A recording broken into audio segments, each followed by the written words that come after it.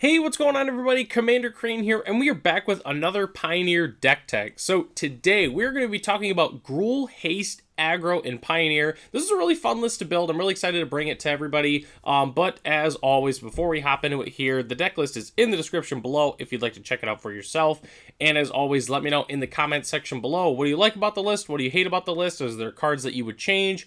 And is there any decks that you'd like to see in an upcoming video? Just let me know in the comments section below. So, all right, Gruul Haste, very fun deck today. Honestly, pretty similar to other Gruul aggro decks, but obviously, I'm pretty sure every creature in the deck has haste. Yes, I'm like 99% sure. So, obviously, there's going to be a new card from Aftermath that kind of helped boost kind of the, I guess, haste creatures for the most part in the format. Obviously, we'll go more in depth once we get to that card in the list. So, we're going to start off with our 1-drops and our 2-drop. We're playing 4 Land Elves in 4 Elvish Mystics, obviously pretty stock in like a Gruul Monsters-esque deck. You know, 1/1 for 1, make a mana, fantastic in the format. Then we're playing 4 Earthshaker Kenra. Obviously, everybody figured we were playing it because of the thumbnail. It's a 2/1 for 1 and a red with haste, Jackal Warrior. When it enters the battlefield, target creature with power less than or equal to Earthshaker Kenra's power can't block this turn. Then it has Eternalize 4 red. We can tap 4 red, exile this card from our graveyard, and make a token that's a copy of it, except it's a 4/4 black zombie Jackal Warrior with no mana cost, Eternalize only as a sorcery. So obviously we get a 2/1 for 2 with power less than or equal to its power can't block, and then if we Eternalize it, we get a 4/4 with the same ability. I really like Earthshaker Kenra in this deck. I wanted a 2-drop that had haste, and it came down to either Earthshaker Kenra or the Zhur-Taa Goblin. I decided to play the Earthshaker Kenra just because it is a lot better in the late game than the Zhur-Taa Goblin, and they both hit for 2 at the end of the day. So I decided to play Earthshaker Kenra. Really a cool throwback. This card was fantastic when it was in Standard. Really hasn't seen any play since rotating from Standard. I think it's pretty good in this deck, though. Overall, I'm a big fan of it. So we're going to hop into a couple of our 3-drops here. We're playing 4 Reckless Stormseeker. It's a 2/3 for 2 and a red. It has Daybound, which obviously becomes day, and then if a player casts no spells during their turn, it becomes night. At the beginning of combat on your turn, target creature you control gets +1/+0 and gains haste until end of turn. Then it can transform into Stormcharge Slasher. It's a 3/4. At the beginning of combat on your turn, target creature you control gains +2/+0 and gains trample and haste until end of turn. And then as Nightbound, if a player casts 2 spells during their own turn, it becomes day next turn. So fantastic magic card. Reckless Stormseeker is really I can't say enough good things about Reckless Stormseeker. It's just that good. But the main engine of the deck is Samut, Vizier of Naktamun. It's a 2/3 for 1 red-green legendary creature, human warrior cleric. First strike, vigilance, and haste. Whenever a creature you control deals combat damage to a player, if that creature entered the battlefield this turn, draw a card. So obviously Samut, not a planeswalker anymore, but still very strong overall. Obviously, whenever a creature we control with haste pretty much deals damage to a player, we get to draw a card, so it really keeps up the pressure, you know. We're drawing all these cards, dealing a bunch of damage to our opponent. 2/3, first strike, vigilance, haste.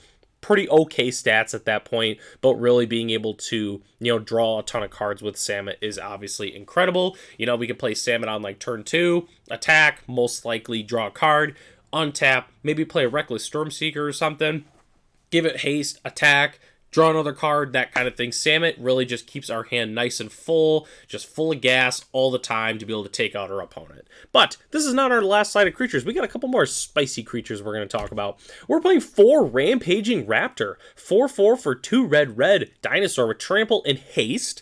2 and a red, we can give it +2/+0 until end of turn. Whenever Rampaging Raptor deals combat damage to an opponent, it deals that much damage to target planeswalker or that player controls or battle that player protects.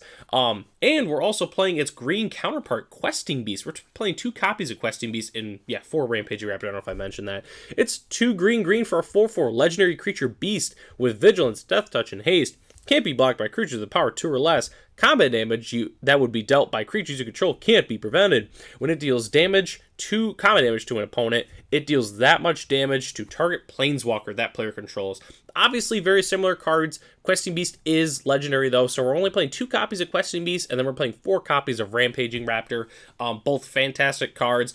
Obviously, if we go like Samet on turn 2, attack them, draw a card, untap, play one of these guys, attack them for 6, draw another card. We're just going to keep all that card flow in our hand, hit all of our land drops, play everything on curve, and hopefully play one of our 4 copies of Glorybringer on curve. It's a 4/4 for 3 red creature dragon with flying and haste. You may exert Glorybringer as it attacks. When you do, it deals 4 damage to target non-dragon creature an opponent controls. And then obviously, if we exert it, it doesn't untap during its next untap step. Glorybringer, fantastic card. I can't say enough good things about Glorybringer. One of my favorite cards in Magic and in the format. Obviously, we take out a creature when we attack with it.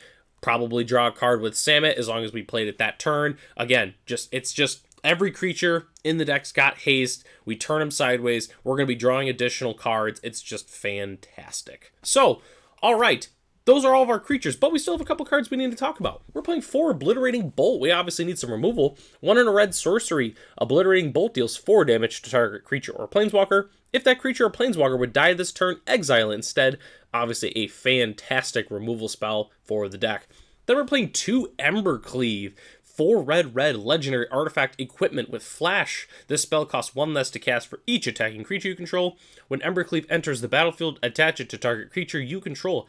The equipped creature gets +1/+1 and has double strike and trample with equip 3. Obviously, with all of our creatures that we're playing, our big fatties, putting an Embercleave like on a questing beast, it's like, oh yeah, it's a 5/5 vigilance, haste, death touch, double strike, trampler, pretty much just win the game. Embercleave, obviously fantastic with all of our monsters in the deck. We're playing 2 copies. It is legendary, so we don't want obviously too many, but Embercleave is extremely good in this deck. Then we're playing 1 Domri Anarcha Bolas. Legendary Planeswalker Domri, 3 loyalty for 1 red-green. Creatures you control get +1/+0. We can give it a loyalty to add red or green mana. Creature spells you cast this turn can't be countered. Then -2, target creature you control fights target creature you don't control. Obviously, Domri fantastic in a deck like this. Anthems all of our creatures. We're able to fight our opponent's creatures to get them out of the way so we can get even more damage in. Domri, just a fantastic card in general. So that is all of our creatures and obviously all of our main board, different spells, things of that nature. So we're going to talk about our lands here and then we'll hop into the sideboard.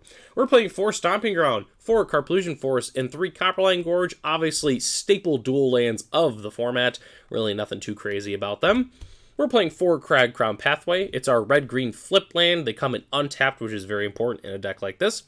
Then we're playing 2 Lair of the Hydra and 1 Den of the Bugbear. So a couple things with these. Obviously, man lands, they're fantastic. We're just playing a couple copies of them. What's really, really cool with Den of the Bugbear specifically, so when we make that attacking goblin, the 1/1 when the 3/2 goblin attacks, if that 1/1 deals damage to our opponent, deals combat damage to our opponent, and we have a Samet, we can draw a card off of that red goblin as it entered the battlefield this turn.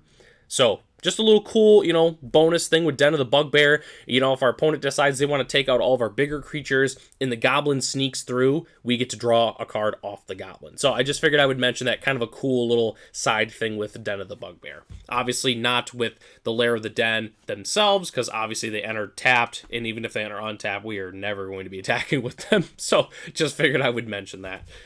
Then we've got 1 Shatterskull Smashing. Although it's technically not a land, I decided to put it in the land slot because I kind of consider it as a land.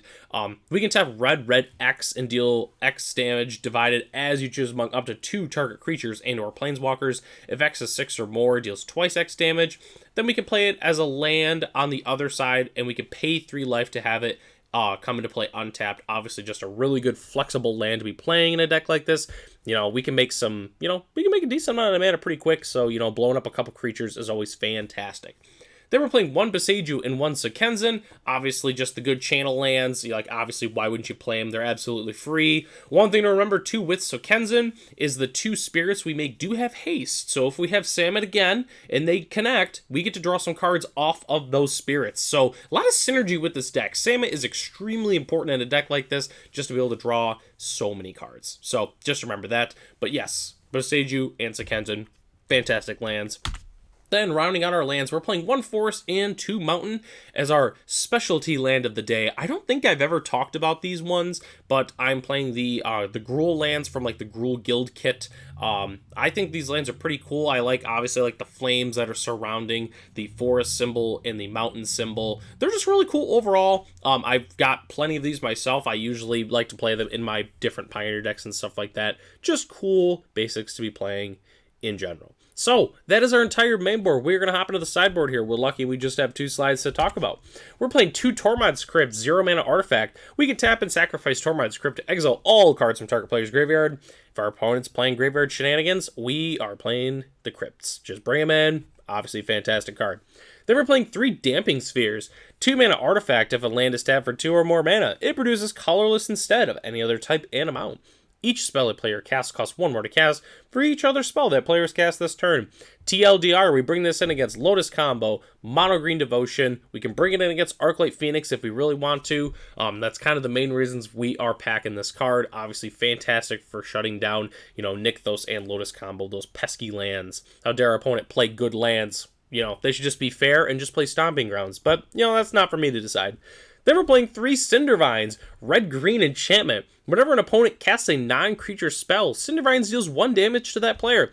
Then we can tap 1 and sacrifice Cindervines to destroy an artifact or enchantment. Cindervines deals 2 damage to that permanent's controller. Obviously, if our opponent's playing any problematic artifacts in our enchantments, we bring this in. Also fantastic against mid-range and control decks, because obviously we're able to just slowly keep chipping them down. I do like bringing this in against Rakdos midrange because, they're playing all their Thoughtseizes, they're playing Stomps, they're playing all their different, non-creature spells, so we're able to just chip away with the Cindervines. And then we're also able to blow up their Fable the Mirror Breaker, which is fantastic. So Cindervines, absolutely fantastic card. Very underrated in this format, mostly because Gruul is not super prevalent in the format other than the Gruul Boats deck, which I don't think they really want a card like Cindervines, to be honest, in their sideboard, but I think more decks should definitely play Cindervines. If you're in the Gruul colors, I would highly consider playing this very high impact card. Next slide, we've got 2 Klothys, God of Destiny, staple Gruul card in the format. It's a 4 or 5 for 1 red-green, legendary enchantment creature god with indestructible. As long as your devotion to red and green is less than 7, Klothys isn't a creature. At the beginning of combat, on your pre-combat main phase, exile target card from a graveyard. If it was a land card, add red or green. Otherwise, you gain 2 life, and Klothys deals 2 damage to each opponent.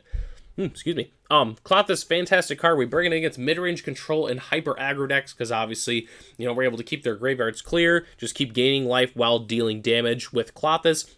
In fact, actually, as of recording this video just yesterday, I was playing Klothys in Modern with, honestly, a deck pretty similar to this overall, but just in the Modern format, and Klothys was putting in some work, let me tell you. Klothys, fantastic Magic card. If you're playing Gruul, you have to be playing some Klothys in the 75 somewhere. Then we're playing 3 Rending Volley, 1 red instant. Rending Volley can't be countered by spells or abilities. Rending Volley deals 4 damage to target white or blue creature. So I did switch back to Rending Volley in this list. I know I've been playing a lot of Lithomantic Barrage recently. The main reason being, at least in my local meta, we have some Greasefang that's going to start popping up again. We've been kind of lucky where it hasn't been as prevalent, but obviously it's back, and we need to take care of those pesky Greasefang players. And there's also a lot of mono-white humans in my meta, so I wanted an instant speed removal as opposed to a sorcery one as Lithomantic Barrage, but both are fantastic cards. If you want to play Lithomantic Barrage in this slot, I completely understand right now. But anyways, we're playing 3 copies of either of those cards. Then, rounding out our sideboard, we're playing 2 Roast. 1 in a red sorcery. Roast deals 5 damage to target creature without flying.